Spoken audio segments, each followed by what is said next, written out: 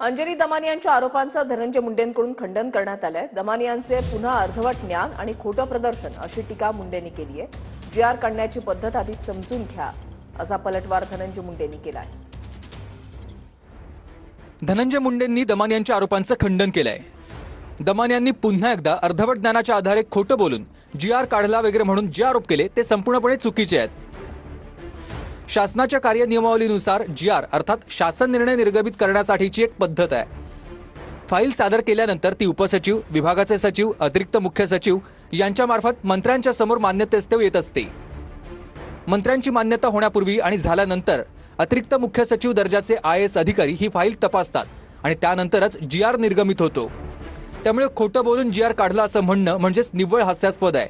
Media trial करणं आणि अर्धवट बुद्धीचं प्रदर्शन करणं असं हे आहे। मंत्रिमंडळाचा निर्णय झाला किंवा नाही असं भासवून निर्णय होत नाही। भासवून गोष्टी करण्यासाठी ती दमानियांची प्रेस कॉन्फरन्स आहे का?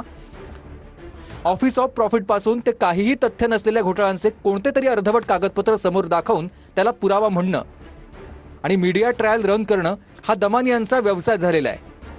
त्या संदर्भात त्यांच्याकडे कॉन्क्रीट कागदपत्र असल्यास त्यांनी न्यायालयात जावं। आता न्यायालयामध्ये आम्ही देखील त्यांना योग्य तो धडा शिकवू।